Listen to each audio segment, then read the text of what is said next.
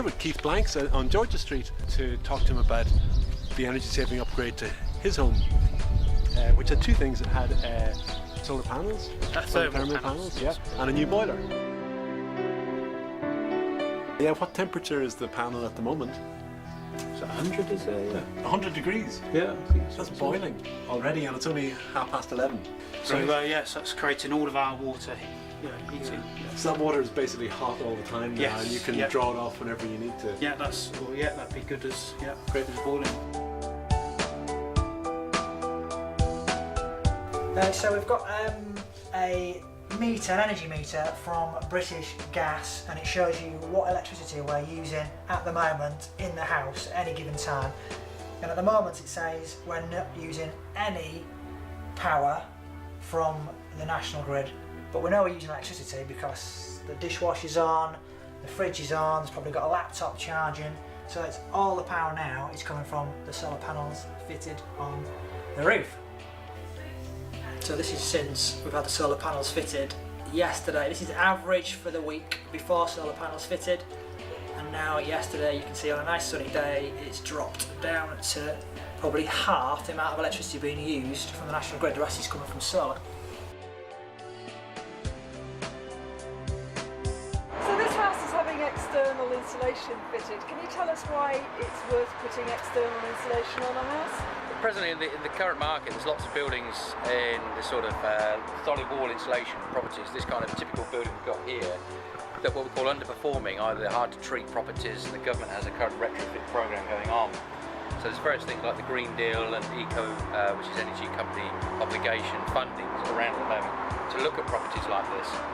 So the real benefit behind all that is once it's set up a mechanism that improves and helps try and treat properties like this where the funding's not always available for this kind of thing.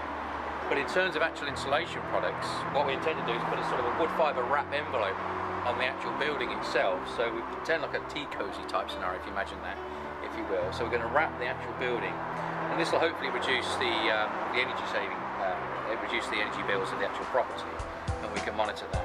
But also being natural wood fibre is good for the environment, it's carbon reduction lockup and that kind of thing, embodied energy. Base coat. The render system goes on for flexibility of the render, and then a top coat goes straight onto that.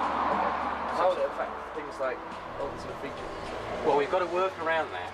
This is where the complexity comes in. It's a lot what we call the enabling works. You've got things like downpipes, and you've got various other guttering detailing, chimneys, flashing details on windowsills and that kind of thing, and that's all got to be worked out. Because what we don't want to do is put insulation on here, make it warm here, and cold elsewhere, and start causing problems of variation of temperatures, which leads to obviously mould and interstitial condensation, that kind of thing. As part of the scheme, we've had our boiler replaced with a new energy efficient one. The previous boiler we had, I've got a picture here, it was a floor mounted boiler, and it was an old Potterson Kingfisher 2. It was only 65% energy efficient, which on the rating scale puts it at G. This new boiler is 90.5% energy efficient, and this puts it at a rating A. So we're hoping that this is going to give us a real saving on our gas bill. Up in the loft space we've got the inverter for the solar PV, which is tucked nicely out of the way. It's for the 4 kilowatt system on the roof. This is the meter telling us how many hours. It's gone up again. Keeps climbing. Going nicely today in the sun.